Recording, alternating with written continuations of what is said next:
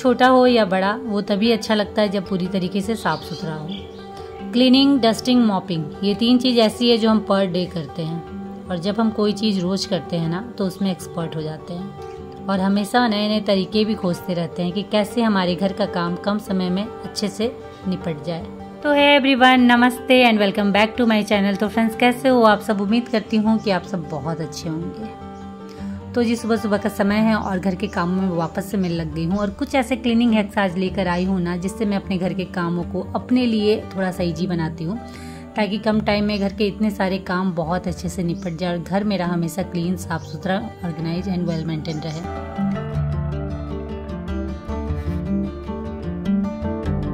तो चलिए कुछ नए क्लीनिंग हैक्स के साथ अपने घर की क्लीनिंग की शुरुआत करते हैं।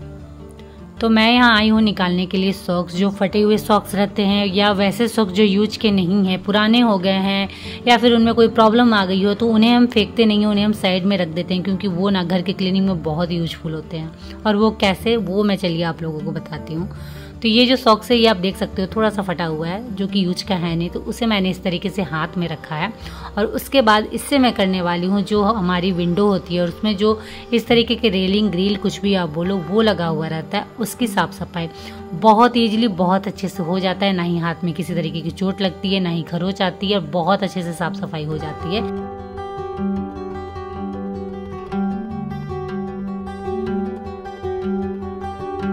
कई बार ऐसा होता है ना, घर में कुछ खिड़कियाँ ऐसी भी होती है जिन्हें हम बहुत कम यूज करते हैं, उनके पल्ले हम बहुत कम खोलते हैं, और उस वजह से ये देख सकते हो क्या हालत हो रखी है। ये जो विंडो है मेरा लिविंग रूम में, इसके जो 2 पल्ले हैं साइड साइड में, वो मैं बिल्कुल कम खोलती हूँ। तो ये देख सकते हो यहाँ मकड़ी के जाले, गंदगी भी बहुत ज़्यादा हो गई है। तो ये कुछ घर के वैसे हिस्से होते हैं ना जहाँ हमारा ध्यान बिल्कुल भी नहीं जाता, और बंद बंद की वजह से आप देख सकते हो हालत क्या हो रखी है। ओके, ये तो आपने देख लिया। मैं इसी विंडो के जो साइड में और एक पल्ला है वो मैं उससे दिखा देती हूँ। तो ये देखो आप, कितनी गंदगी हो रखी है यहाँ पे, जबकि मोस्टली ये वाला जो पल्ला है ना, ये मैं बहुत कम खोलती हूँ। गर्मी के दिनों में तो बिल्कुल नहीं खुलता है, मोस्टली विंटर के दिनों में ही मैं पूरे पल्ले खोल के रखती हूँ, और ये हमेशा बंद ही रहता है। बट उसके बावजूद आप देख सकते हो कितना ज़्यादा डस्ट, कितनी ज़्यादा धूल यहाँ हो रखी है।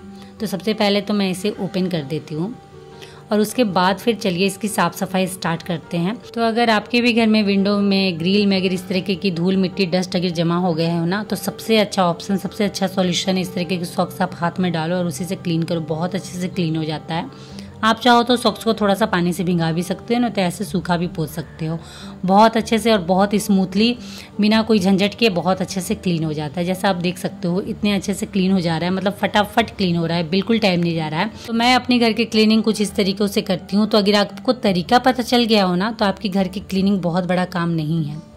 जैसे कई बार बहुत सारे लोग मानते हैं कि घर की क्लीनिंग बहुत बड़ा काम है, बहुत ज़्यादा हार्ड वर्क है। हाँ, हार्ड वर्क है, बट तब जब हमें तरीका मालूम नहीं रहता है अपने घर को कैसे क्लीन रखे, कैसे क्लीन करे। लेकिन जब आपको तरीका पता चल जाएगा, जब आप कोई अच्छा सा जुगाड़ बोलो या फिर कोई अच्छा सा हैक्स बोलो ढूंढ लोगे ना, उसके बाद आपको अपने घर की क्लीनिंग बहुत ईजी लगने लगेगी और बहुत अच्छे से, बहुत कम समय में भी होगी।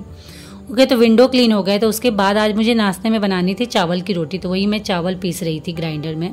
तो कई बार ऐसा होता है ना कि जब हम एक ही जार का यूज बार बार कर रहे हैं, मसाले, चावल या फिर कुछ अदर भी बार बार ग्राइंड कर रहे हैं, तो कई बार होता है ना कि गंदगी जम सी जाती है और पूरी अच्छे से निकलती नहीं है, खासकर सेंटर में। चाहे आप कितने भी अच्छे से उसे वॉश कर लो, तो काफ़ी प्रॉब्लम होती है कि आखिर इसे हम कैसे क्लीन करें। तो इतना जो हम स्क्रब से रगड़ रहे हैं या सब कुछ कर रहे हैं, उसके बाद भी ये अच्छे से क्लीन नहीं हो रही है ना, तो इसका सबसे बेस्ट सॉल्यूशन और एकदम ईजी है। उसके बाद ना आपको स्क्रबिंग करना है, ना रगड़ना है, कुछ नहीं करना है, बस सिंपल वाटर से इसे धो देना है, सिंपल पानी से इसे वॉश कर देना है। तो क्या करना है वो मैं आप लोगों को बताती हूँ। जब आपके साथ भी ये प्रॉब्लम होना, तो सिंपल सा लिक्विड डिश वॉशर जो भी आपने रखा है वो थोड़ा सा डालो सेंटर में, और उसके बाद गर्म पानी करके रखना, वो इसमें डाल देना, भरना मत, आधा ही रखना, नहीं तो सारे पानी आपके बाहर आने स्टार्ट हो जाएंगे जब आप इसे ग्राइंड करोगे। तो आधा ही रखना। उसके बाद इसका कैप लगा देना, लीड बंद कर देना, और उसके बाद फिर अगेन इसे बस ऐसे ही चला देना 5 मिनट तक।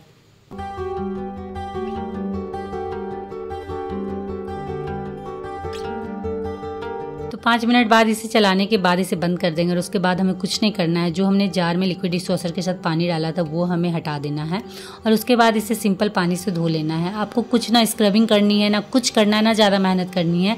और आप उसके बाद देखना जितनी भी गंदगी हो रखी है या जो भी कुछ फंसा हुआ हो ना, वो सारा निकल जाना और बहुत अच्छे से चमक उठता है जार आपका। ये देख सकते हो, ये सेंटर में ना हमेशा क्या होता था ना, चावल पीसते थे तो उसके थोड़े बहुत दाने रह ही जाते थे, थोड़े बहुत पेस्ट रह ही जाता था, जिसकी वजह से जार प्रॉपर साफ़ नहीं होता था। और आज आप देख सकते हो जार कितने अच्छे से साफ़ हो चुका है। ओके, नेक्स्ट है किचन सिंक, जो कि बहुत ज़्यादा गंदा होता है, क्योंकि यहाँ हम हमेशा बर्तन धोते हैं और बर्तन जहाँ आप धो रहे हो वो तो गंदा होना ही है, तो उसकी साफ़ सफाई भी बहुत ज़्यादा ज़रूरी हो जाती है। क्योंकि किचन सिंक अगर आपका थोड़ा सा भी गंदा हुआ या वहाँ थोड़े से भी बर्तन अगर बिखरे पड़ी हुई हो ना, तो आपके पूरे किचन का लुक बिगड़ सकता है। तो किचन सिंक की सफाई का सबसे अच्छा सॉल्यूशन है, जो आप बहुत ईजिली बहुत अच्छे तरीके से कर सकते हो। बेकिंग सोडा बस आपको डालना है, या तो आप नींबू में डाल लो या तो फिर सिंक में डाल लो। जैसे मैंने सिंक में भी डाला, नींबू के ऊपर भी डाला, और बस वही नींबू की हेल्प से पूरे सिंक को आपको स्क्रब करना है। और साथ ही साथ जो जाली हम रखते हैं ना सिंक में, उसे भी आपको उसी से अच्छे से स्क्रब करना है। और उसके बाद गर्म पानी आपने अच्छे से खौला के रखना है, वही गर्म पानी आपको इसमें पहले डालना है, और उसके बाद फिर आप नॉर्मल वाटर से अपने सिंक को धो सकते हैं। इससे क्या होता है ना, जो भी गंदगी, जो भी पानी के दाग धब्बे रहते हैं, सब चले जाने हैं और वापस से आपका जो किचन सिंक है वो चमक उठना है। साथ ही साथ जो जाली होती है ना, वो भी चमक उठती है। जैसे आप देख सकते हो, पीला हो रखा था, अभी बहुत अच्छे से क्लीन हो चुका है। और सबसे बड़ी बात क्या होती है ना, जो कॉकरोच वाली प्रॉब्लम होती है ना किचन में, वो नहीं होनी है। तो बस इस तरीके क्लीन करने के बाद एक कॉटन कपड़े से पूरे सिंक को अच्छे तरीके से ड्राई कर दीजिएगा। और उसके बाद देखिए सिंक आपका चमक उठा है। जो भी कीड़े मकोड़े आते हैं ना इस सिंक के थ्रू, वो आने बंद हो जाएंगे। आपका किचन सेफ और सिक्योर हो जाना है। ओके, नेक्स्ट है वॉश बेसिन। तो घर में वॉश बेसिन की सफाई अगर हर दिन ना की जाए ना, तो दाग धब्बों से वॉश बेसिन पीला पड़ने लगता है। हर रोज ब्रश करने या हर समय हाथ धुलने के लिए घर में वॉश बेसिन का इस्तेमाल ही किया जाता है। तो वॉश बेसिन की साफ़ सफाई तो हम रोज़ ही करते हैं, लेकिन वॉश बेसिन के अलावा जो काउंटर टॉप है हमारा, उसका क्या? क्योंकि कई बार ऐसा होता है ना कि इस तरीके के ट्रे रखने से ना जो काउंटर टॉप है हमारा, वो पीला पड़ने लगता है। अब चाहे वो पानी की वजह से हो या फिर कोई अदर रीजन हो, बट आप देखना जब आप इस तरीके की ट्रे रखते हो ना, तो उसके नीचे ऐसे दाग से पड़ने लगते हैं और वो बहुत इजीली छूटते नहीं है। तो उसके लिए क्या किया जाए? टेंशन लेने वाली बिल्कुल बात नहीं है। अगर आपके घर में भी काउंटर टॉप में इस तरीके की हालत हो रखी है, पीला पड़ चुका है ना, तो कुछ नहीं करना है, बस आपको कोलगेट लेना है और स्क्रबर की हेल्प से बस उस जगह में आपको स्क्रब करना है। थोड़ी सी मेहनत जरूर लगेगी, क्योंकि अगर दाग ज़्यादा जिद्दी होंगे तो टाइम भी लगेगा। तो इसीलिए आप ट्राई करिएगा ना कि अगर आपने वॉश बेसिन के बगल में इस तरीके का ट्रे रखा हो, तो पर डे उसकी क्लीनिंग करना, ताकि बहुत कम समय में बहुत अच्छे से क्लीनिंग हो जाए।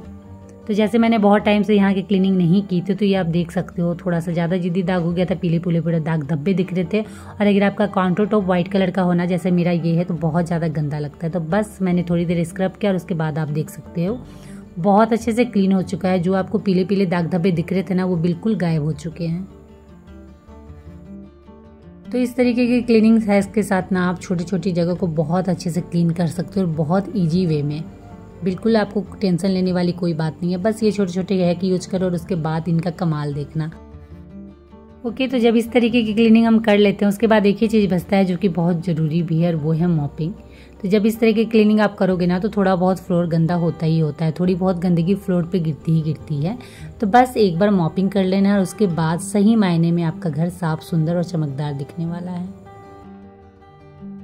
तो घर की क्लीनिंग हो गई थी, बहुत ही कम समय में सारे काम मैंने निपटा लिए थे। और उसके बाद नहाकर मैं आ गई थी खाना बनाने के लिए, क्योंकि क्लीनिंग के साथ साथ खाना भी ज़रूरी है। ओके, तो आज मैं खाने में बना रही हूँ अंडा कड़ी, जो कि प्रीत को बहुत ज़्यादा पसंद है। तो चलिए फटाफट अंडा कड़ी बनाते हैं। और वैसे भी जब घर के सारे काम बहुत अच्छे से बहुत जल्दी निपट जाते हैं ना, तो खाना बनाने में भी बहुत मन लगता है। सच में आप गौर करिएगा, जब आपके घर के सारे काम बहुत अच्छे से हो जाते हैं ना, तो आप जो भी बनाओ ना, बहुत मन लगता है, क्योंकि दिमाग में टेंशन नहीं रहता है कि अभी वो काम बाकी है और अभी वो काम करना है। तो वैसे ही घर के मेरे सारे काम निपट गए थे और बहुत जल्दी निपट गए थे। तो अभी बहुत सारा समय है जिसमें मैं बहुत सारा काम और भी कर सकती हूँ। तो सबसे पहले तो खाना बना लेते हैं और उसके बाद जो थोड़े बहुत और काम है वो भी कर लेंगे। तो इसलिए ना जो रोज़मर्रा वाले काम होते हैं ना, जो हमारी डेली वाली जो लाइफ स्टाइल है, डेली की जो हमारी लाइफ चल रही है, उसमें ना बहुत ज़रूरी हो जाता है कि कुछ नए नए तरीके आप खोज के निकालो, कुछ नए नए जो जुगाड़ करो, जिससे आपके सारे काम बहुत ईजिली बहुत अच्छे वे में हो, ताकि आपके लिए परफेक्ट टाइम हो काम के लिए भी, खाना बनाने के लिए भी और खुद के लिए भी। तो जब ये सारे काम एकदम परफेक्ट टाइम में होंगे ना, तो आपकी लाइफ ऐसे ही बड़ी ईजी हो जाने वाली है।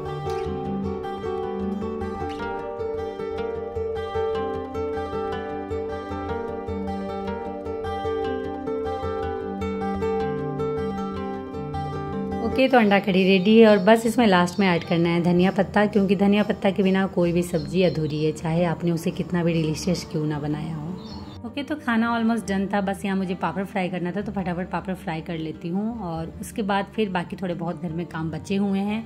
बच्चों के आने तक ना जितना ट्राई करती हूँ कि ऑलमोस्ट छोटे मोटे जो भी जितने भी काम बचे हैं वो कर लूँ, क्योंकि बच्चों के आने के बाद ना मैं मोस्ट ऑफ टाइम अपना उन्हें देना चाहती हूँ। उसके बाद फिर मैं कोई अदर काम में नहीं लगना चाहती हूँ, क्योंकि बच्चे सुबह से 2 बजे तक तो स्कूल में ही रहते हैं, उसके बाद फिर घर आते हैं। उसके बाद थोड़ी देर बाद मेरे साथ टाइम स्पेंड, फिर अगेन फिर ट्यूशन चले जाना, फिर रात में फिर बैठ के पढ़ाना, तो उनके पास टाइम ही नहीं रहता है। तो स्कूल से आने के बाद मोस्टली उनके साथ ही मैं टाइम स्पेंड करती हूँ। तो ट्राई करती हूँ कि जितना भी हो सके उनके आने से पहले काम कर लूँ।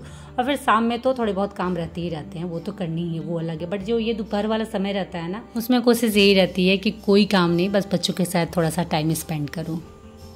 ओके, और यहाँ खाना वाना तो ऑलमोस्ट सब कुछ हो गया था। और इसी चक्कर में ना मैं एकदम भूल गई थी कि मुझे कपड़े भी डालने हैं सुखाने के लिए। कपड़े धुल के रखे हुए थे बट मैं डालना भूल गई थी, तो फटाफट चलिए इसे भी सुखा देती हूँ। और इसी के साथ इस ब्लॉग को भी यहीं एंड करती हूँ। और उम्मीद करती हूँ कि आज का ब्लॉग आप लोगों को अच्छा लगा हो। तो अच्छा लगा हो फ्रेंड तो फटाफट लाइक करिए, शेयर करिए, और अगर चैनल में नए हो तो प्लीज़ चैनल को सब्सक्राइब जरूर कर लीजिएगा।